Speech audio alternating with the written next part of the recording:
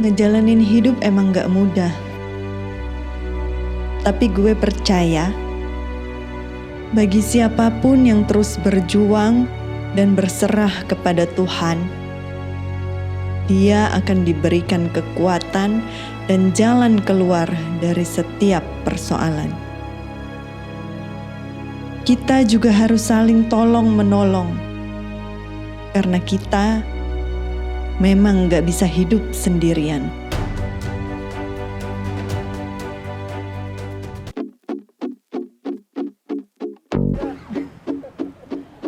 Assalamualaikum teman-teman, balik lagi sama gue Dinda, diajak makan bareng.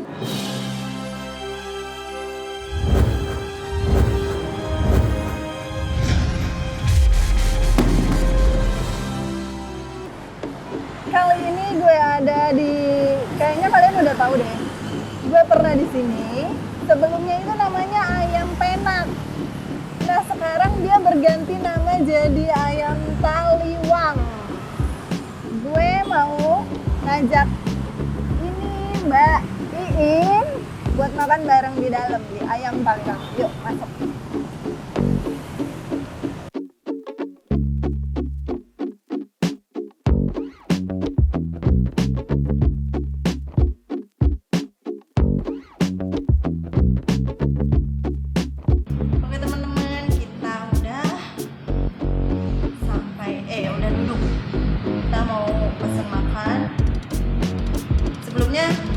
Ini gue perkenalkan namanya Mbak Iin.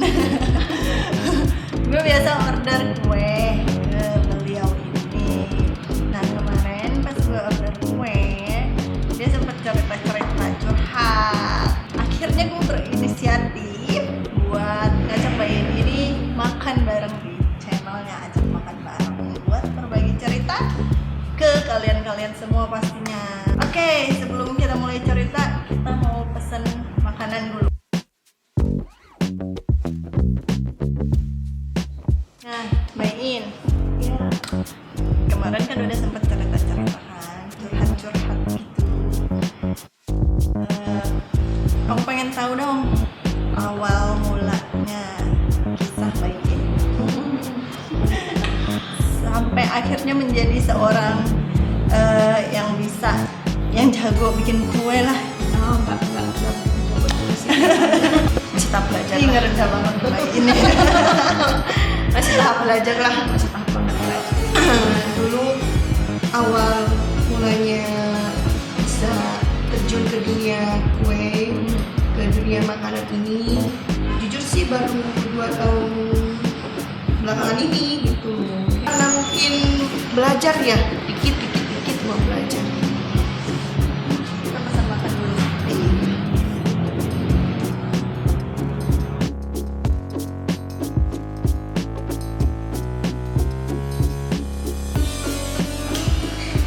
Oke teman-teman, ini udah gue cobain tadi nih. Kamu lihat ayam taliwang, sambal terasi. Rasanya tuh terasi ayam taliwang. Ini juga tadi gue udah order plecing kangkung, tapi bukan cuma kangkung, ada kacang panjang sama toge juga. Bain tadi pesannya ayam kribo, ya, itu dia paket apa. Dan oh ya, satu lagi buat temenin kita ngobrol. Ini nugget pisang, gede-gede banget nuggetnya. Coklat keju. Oke, kita lanjut makan sambil ngobrol nih. Itu bikin kue apa aja, banyak kan ya kemarin yang aku lihat ya. Ya ada risoles, ada pastel, ada dadar gulung, ya kue pisang, itu aja, kue putu, bolu juga ada. Itu kalau misalkan orang mau order langsung ke Mbak Iin. Teman-teman kalau misalkan ada yang mau order bikin kue, bisa ke Mbak Iin. Nanti kalian komen aja di Ajak Makan Bareng. Awal mulanya jadi jualan kue gitu gimana Mbak Iin? mama? Enggak sih, enggak dari mama. Pokoknya yang tadi sempat Iin bilang tadi, baru tahun belakangan ini karena Iin sempat pernah kolek gitu lah, pernah down, pernah posisi yang pernah berada di posisi yang memang bukan mungkin lagi memang Iin yang salah gitu. Jadi sampai Iin sempat menjalani rumah tangga pisah. Jadi dari awal situ Iin mencoba untuk cari pekerjaan yang di zaman sekarang ya kan susah, dan usia Iin juga udah melampaui gitu kan, udah kepala 3. Jadi pelan-pelan Iin tanya sama temen-temen gitu, ada info di toko kue. Berarti awal mulanya Mbak In usaha kue itu awalnya adalah kerja bareng dulu sama orang ya. Orang itu dari situ belajar bikin sendiri, cakep aku. Ngambil ilmunya ya Mbak In.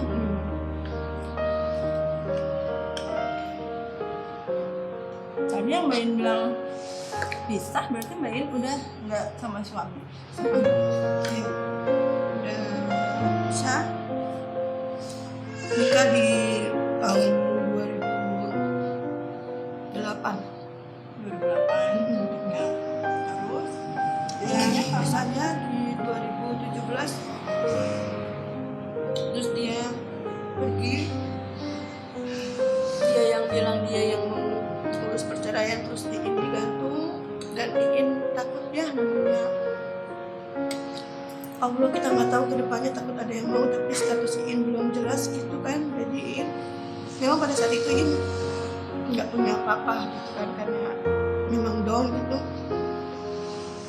Jadi Iin memberanikan diri untuk menemui mama gitu, untuk bantu proses perceraian Iin gitu. itu nikah dari Ya, alasannya yang bisa berarti suami kan? alasan memang rumah tangga aku sama mantan suamiku ini awalnya baik-baik saja. Setahun 2 tahun baik, kami baik gitu. Terus memasuki tahun ketiga, ya kami sudah banyak selisih paham. Tapi dari mantan suami ini dia nggak mau terlalu banyak bicara gitu, orangnya diam gitu. Mbak In dari 2008 sampai 2017 itu udah 9 tahun. Berarti 9 tahun, 3 tahun pertama maksudnya gimana ya? Baiknya itu di 3 tahun pertama. Baik 6 tahunnya ini Ya bagaimana ya, berat sih untuk bicara gitu, berat. Cuman memang mungkin dari di sekeliling orang, memang dulu kan Iin sempat menikah juga, sempat menikah juga, tapi posisi Iin jadi istri muda gitu. Karena waktu Iin lulus sekolah menikah juga, sempat menikah juga, tapi posisi Iin jadi istri muda gitu.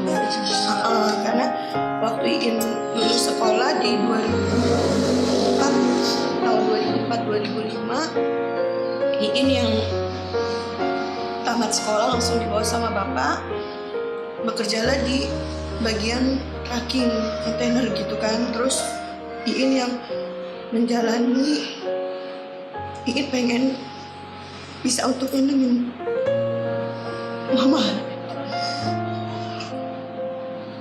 karena memang Iin dari kecil Iin gak menyalahkan siapapun, enggak Iin gak menyalahkan siapapun. Perjalanan hidup orang beda-beda ya. Iin pengen selayaknya anak-anak lain hidup benar, menjalani benar, disayang. Tapi mungkin mama Iin mendidik Iin keras.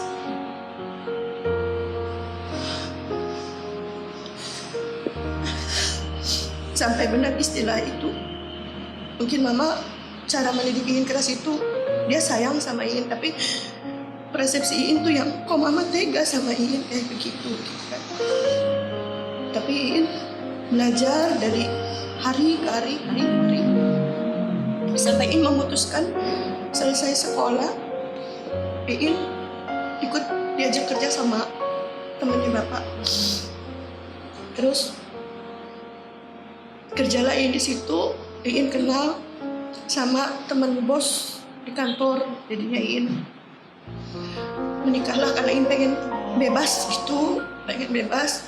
Bukan berarti pengen bagaimana sama orang tua. Mengurangi beban orang tua gitu dengan menikah ya. Kalau untuk mengurangi beban mungkin susah ya kalau untuk dibilang seperti itu. Mungkin Iin karena terkekang Iin dari kecil tuh layaknya seorang anak pengen main-main, pengen bebas gitu. Itu aja sih ya. Jadinya pengen bebas dari orang tua gitu maksudnya. Jadi menikah terus Iin menikah dengan temennya bos Iin di kantor. Iin gak tahu kalau dia itu ada udah punya istri istrinya. Terus karena sudah kepalang lah, emang kita udah menjalani apa-apa, ya Iin lanjutkan lagi walaupun memang posisi itu Iin tahu Iin salah gitu. Tapi sempat punya anak Sama dia enggak. itu sama suami yang pertama Sama suami yang pertama yang menjadi istri muda itu enggak. berapa lama itu? Kalau untuk menjalani hubungan rumah tangga dari 2006 ya kurang lebih lah 2 tahun sampai ketemu sama suami Iin yang kedua ini. Pisahnya itu karena apa? Sebenarnya yang pertama itu nggak mau lepas Iin, mungkin karena namanya orang tua ya pengen anak tuh kok kamu Jadi istri kedua. jadi istri kedua, kenapa mau kamu nggak jelek gitu ya mama ya, sabar gitu kan. Terus akhirnya mama yang pengen tuh terus apa kayak nyatronin gitu loh, nyatronin ke suami Iin suruh ninggalin Iin gitu. Padahal suami Iin ini nggak mau ninggalin Iin. Berarti dari pengaruh orang tua yang meminta buat pisah. Ketemu sama suami kedua dari orang tua. Enggak, jadi pertemuan sama suami yang kedua itu Iin lagi menjalani rumah tangga sama suami Iin yang pertama. Biasanya namanya jadi istri kedua itu kan sikap bicara adil hanya di mulut ya. Jadi di saat itu ketahuan dengan Iin dia nggak adil sama Iin. Jadi Iinnya yang udah mulai kayak, ih kok lu nggak adil sih sama gua gitu kan? Kok lu nggak mau bagi rata sama gua masalah waktu, masalah apapun gitu kan? Akhirnya Iin kayak anak macam kayak anak jalan lah keluar gitu. Terus ketemulah dengan mantan suami Iin yang kedua ini. Dapat berarti pisah sama suami yang pertama langsung lanjut ke langsung ketemu ya, ketemu suami kedua. Nah itu yang bertahan sampai 9 tahun kan? Ya, sama suami kedua. 9 tahun di 3 tahun pertama masih baik-baik aja, romantis ya suami kedua ya. Terus itu kenapa masalahnya kalau boleh tahu nih? Kalau suami yang kedua ini kan orangnya nggak terlalu banyak bicara ya, terlalu diam gitu, dia nggak terlalu banyak bicara. Jadi awalnya rumah tangga Iin udah nggak begitu harmonis ya karena dia nggak kasih Iin untuk hal batin Iin gitu.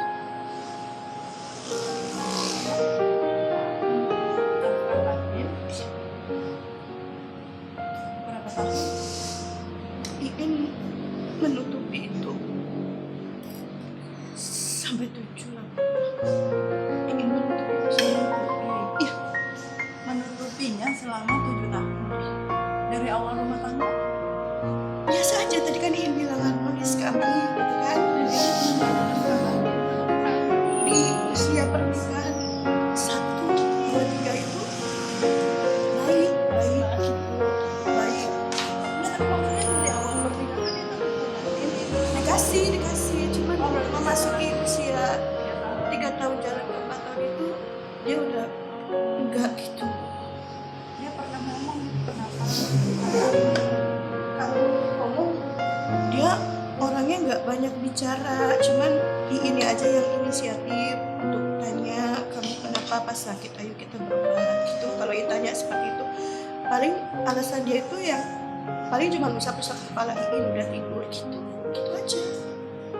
Saya Saya nggak mau ngomong sama nggak mau ngomong sama sekali, nggak, entah dari apa. Kalau orang kan ya gue nggak bisa kasih lu obatin karena ini bantu gua gitu kan. Ini enggak, dia diam Iin selama itu aja. Iya.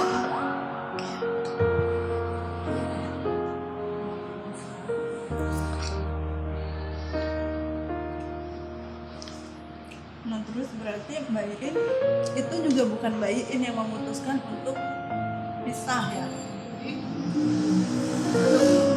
Memutuskan sesuatu, setidaknya waktu kita udah mau benar-benar bisa, karena dia dengar Iin sering jalan sama mantan suami Iin yang pertama. Karena memang selama Iin sama dia, sama suami Iin yang kedua ini, Iin bekerja di dunia yang memang ada sangkut pautnya dengan mantan suami Iin yang pertama, seperti itu. Karena memang Iin kenal sama suami Iin yang kedua ini kan dari dunia tracking gitu kan. Jadinya kalau Iin bekerja di situ, Iin Udah ketemu punya pengalaman. Iya, Iin di Punya sini. pengalaman di dunia itu dan ketemunya orangnya itu lagi. Iya gitu. Jadi ada yang laporan Iin bonceng atau apa gitu.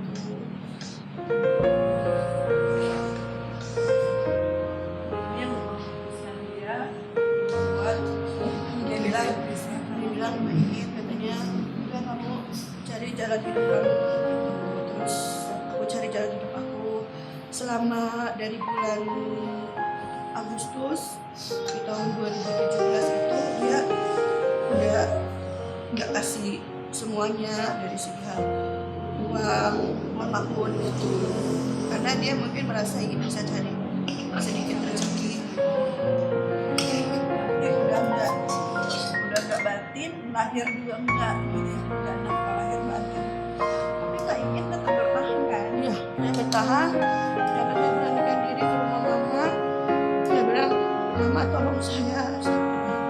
Kenapa? Waktu itu memang mama pengen bantu supaya rumah tangga ini baik-baik aja.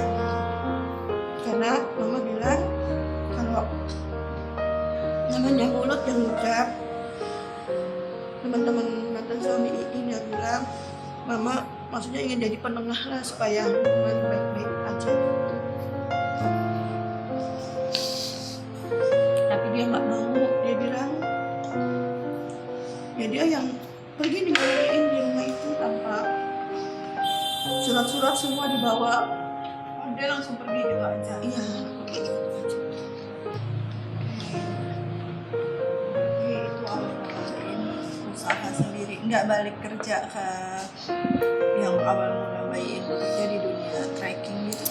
Ini sih pengen balik lagi ke situ, cuman sekarang posisi pekerjaan di dunia tracking itu kan di PT-nya dulu bekas mantan suami Iin itu lagi sepi, jadinya Iin memutuskan untuk apa ya, mereka mencoba mencari di luar gitu. Nah, teman-teman, di sini gue nggak bermaksud mencari kekurangan ataupun sisi negatif dari kehidupan Mbak Iin. Di sini Mbak Mbak Iin juga ngobrol ke gue. Dia berharap dari kisahnya ini menjadi pelajaran juga selain buat kita. Dia mau berbagi buat kita semua apa yang bisa dia bagi ke teman-teman semua tentang kehidupannya. Nah, terus dari sisi orang tua Mbak Iin, ketika Mbak Iin cerita ditinggalin sama suami yang kedua, Ya, mama sih pengennya pertama itu waktu Iin bilang pertama itu pengennya Iin baik-baik aja sama mantan suami Iin ini gitu kan. Cuman yang kedua cuma mantan suami Iin ini yang kedua habis itu lah karena minta omongan orang gitu tanpa bisa kasih bukti yang jelas kalau Iin tuh memang sama mantan suami Iin yang pertama itu gitu.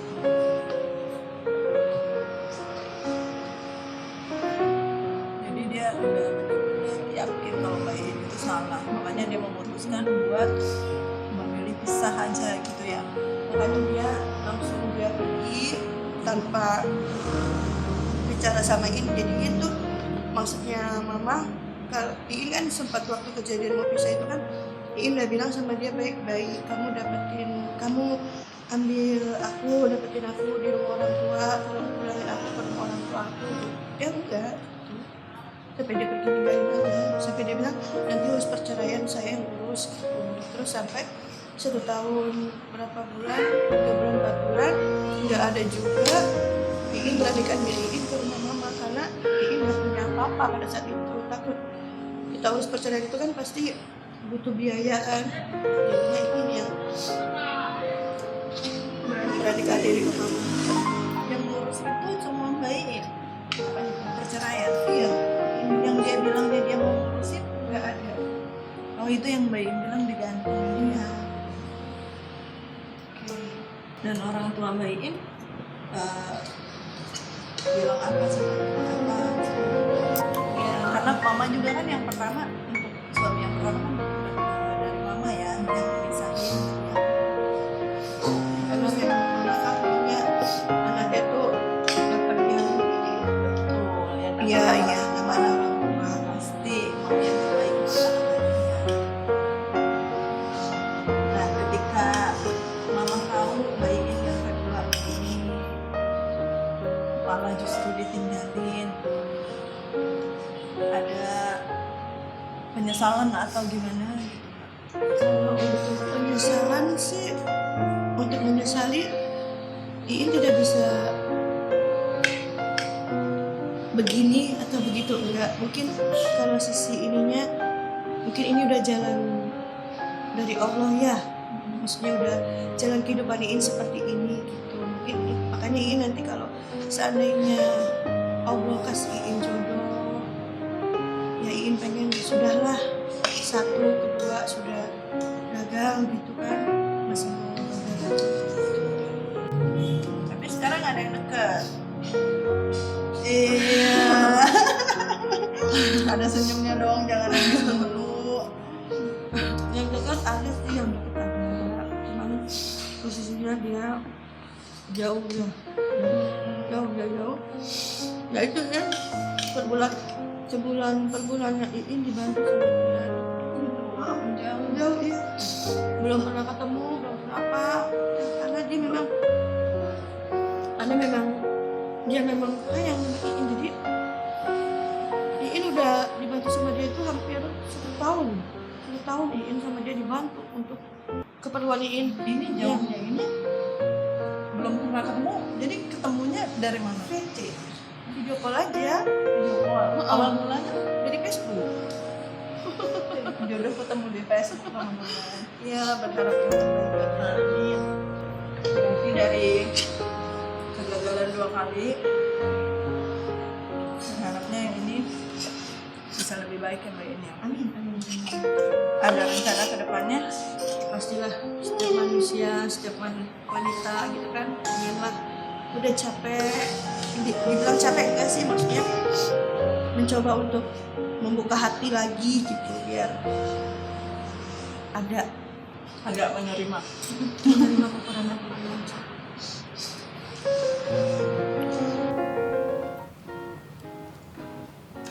teman-teman, kita kelaparan, udah habis, gue udah habis.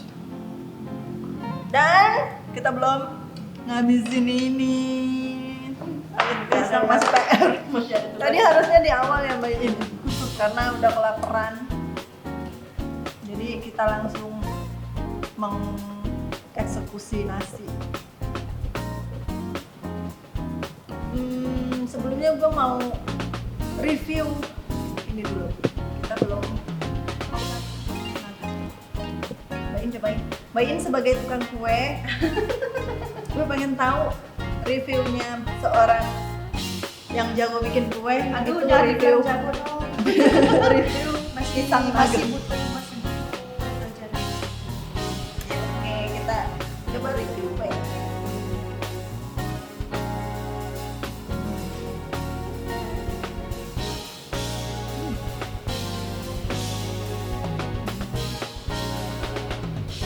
Simpel sih jawabannya enak.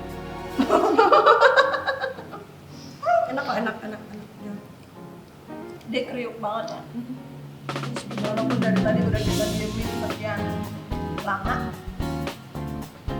masih kriuk. Tapi dia tepungnya termasuk tepung yang dan pisangnya ini pisang kepok ya. Iya, ini bisa. Pisang kepok. Ya, ada bantu kali punya dia itu udah crispy banget. Oh, dari tepungnya berarti ini. Overall sih enak. Untuk ayamnya sendiri tadi enak kan Mbak In? Bukan enak sih, enak. Kalau enak sih masih ada pertanyaan-pertanyaan lagi. Kita udah selesai makan, udah kenyang, Mbak In. Kenyang? Alhamdulillah. Makasih ya. Gue harap kita semua, diri gue sendiri pastinya bisa mengambil hikmah dan pelajaran dari kisahnya Mbak In. Gue juga banyak banget dapat hikmah dari Mbak In yang ngejalanin hidup itu emang gak mudah. Pasti ada aja ujian di kehidupan kita. Yang pasti kita harus bersyukur karena apapun yang kita jalanin, apapun ujian yang kita dapat, itu pasti ada hikmahnya. Dan yang pasti itu adalah yang terbaik buat kita. Jadi Mbak In, semangat terus. Insya Allah dikasih yang terbaik ya Mbak In. Oke, gue pamit, Mbak In pamit, dan ayam taliwang recommended banget. Dadah, bye-bye, sampai ketemu di konten Ajak Makan Bareng selanjutnya. Assalamualaikum.